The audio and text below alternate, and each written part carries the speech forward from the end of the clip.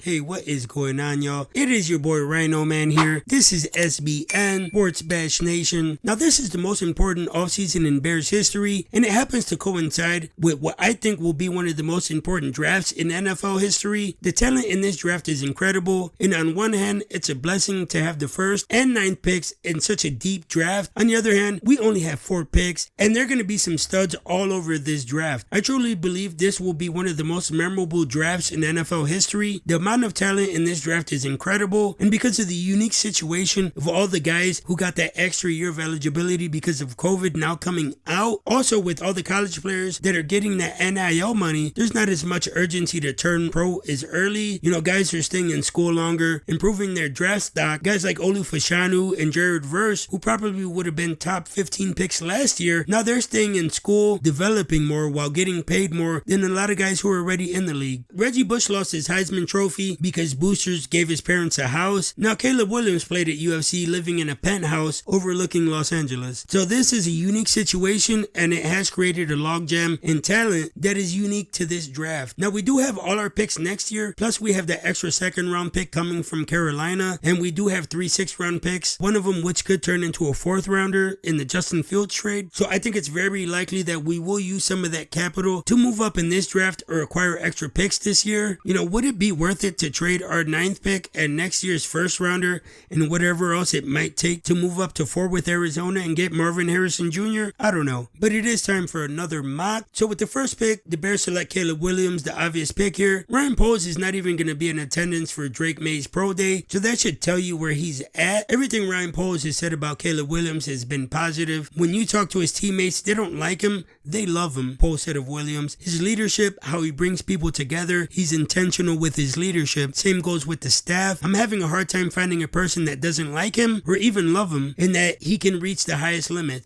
Poles said of Williams, he said really mature. At the dinner, one of my guys bumped me on it, which I think is rare these days for a 22-year-old. He never touched his phone. Really intentional with his conversations and talking about his interests and things that he likes to do. Really good touch point. I think that's the most impressive thing I've heard about Caleb Williams so far. Didn't pick up his phone during the whole dinner for a 22-year-old. I know a 32-year-old that can't go 5 minutes at a dinner without picking up their phone, so I think that's quite impressive. The Bears will host Caleb Williams for a top 30 visit first week of April, so about next week. During that visit, obviously we're going to get access to Caleb Williams' medical information. The scouts log every injury that prospects deal with during their career, and the Bears are comfortable that Williams, who has only dealt with a hamstring strain in 3 college years, is going to return with no red flags medically, so the feedback's been good. He has a wicked strong arm, and I think he has a real chance to be the first Bears quarterback to succeed with all the talent he will be surrounded with. I don't see how this would go bad. Now at 9, the Bears have several options. You know, we could try to move up and get Marvin Harrison Jr. We can hope somebody like Joe Alt or Roma Dunze falls to us at 9, or we could trade back. And in this mock, that's what we do. We trade back with the Las Vegas Raiders. We get picks 13, 44 in the 2nd round, and 48 in the 5th. So we get some valuable picks in a loaded draft. And at pick 13, we take Jared Verse, defensive end, Florida State. So here we fill our biggest positional need with probably the best defensive player in the draft. I think Dallas Turner may be the better athlete. He has the better measurables, but Jared Verse has the better tape. And Jared Verse, like I said, Jared Verse's measurables don't really stand out, but what does stand out is his incredible strength, athleticism, and speed. He ran a 4.5940, which is ridiculous for a defensive end. He explodes off the line of scrimmage and has some of the best get-off and quickness in this year's draft class. Did I mention he's a physical freak? The man benches 455 pounds. He has the power, speed, and violence that NFL teams covet. And Montez Sweat and Jared Verse would absolutely wreak havoc on NFL offenses and make everybody's job on this defense that much easier. If we have the opportunity to pick up a 2nd and 5th round pick and still get Jared Verse, I would be quite pleased. And at pick 44, we select Xavier Worthy, wide receiver, Texas. Now, A.D. Mitchell is the Texas wide receiver I prefer, but I doubt he's going to be there at 44. And Xavier Worthy is the fastest man in combine history with that 4.2140 he ran. He might be the fastest NFL player this side of Darrell Green or Devin Hester. He was a day 1, 3-year starter at Texas. He doesn't turn 21 till after the draft, so he's one of those guys that came into college post-COVID. Worthy is much more than just another speed guy though. He was very productive in a very run-heavy offense at Texas. He's a vertical nightmare. If you give him some cushion, he's as good as gone. But he's not only a vertical threat, he's also a nightmare on slants across the middle or routes that create create separation easily. He's an explosive play waiting to happen, incredibly slippery, and he has an explosive first step and can get to top speed in a hurry. He can line up outside or in the slot, and I think he has a chance to be the best punt returner in the league since good old 23. Now at 172 pounds, he is a liability as a blocker, but with Keenan Allen and DJ Moore, I think Xavier Worthy would be an amazing third receiver in this offense, and paired with a gunslinger like Caleb Williams, we're in store for some major fireworks. And at pick 75, we take Karen Amagaji, offensive tackle, Yale. He's a certified hog molly at 6'5", 318 pounds. The guy's obviously smart. He went to Yale, right? He dominated the Ivy League the last 3 years. In 2023, he allowed 3 pressures and no sacks all year. He has all the tools you look for in an NFL tackle, and he may be considered a developmental piece because of his level of competition. Kind of reminds me a lot of Braxton Jones when he came out. Now, whether he comes in to compete for that left tackle spot with Braxton or as the swing tackle, Karen Amagaji is going to be a solid pickup in the 3rd round, and we need to beef these trenches on both sides to the max. We need bodies.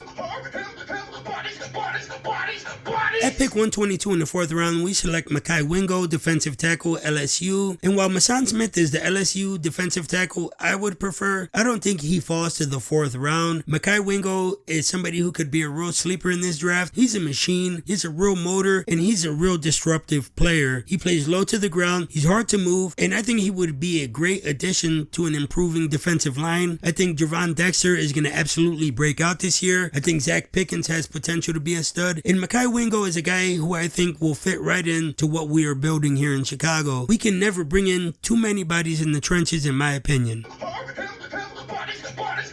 And with pick 148 from the Raiders in the 5th round, we select Tyke Smith, safety, Georgia. Just like Xavier Worthy and Mekhi Wingo before, Javon Bullard is the Georgia safety I would prefer, but there's no way he's going to be available in the 5th round. And just like Javon Bullard, Tyke Smith can play all over the defensive backfield. He has great coverage ability and versatility for any defensive backfield. He can line up at safety, corner, or in the slot. And I think he probably projects best as a slot corner in the NFL because of his size, but he does play much bigger than his size. He's extremely physical when defending the run. He was very productive in 2023 in that Georgia defense, recording 70 tackles, 4 picks, and 2 passes defended. And he shined at the Senior Bowl all week, where he was the MVP for the American team. His size and physical ability may not be suited for the NFL, but he is worth a shot in the 5th round. So there you guys have it. What do you think? Would you guys trade up from 9 to take Marvin Harrison Jr.? Do you think Jerry Verse would be an option at 13? Let me know down in the comments. Thank you guys for watching. Y'all stay blessed, and I'm gonna see you on the next video. Peace.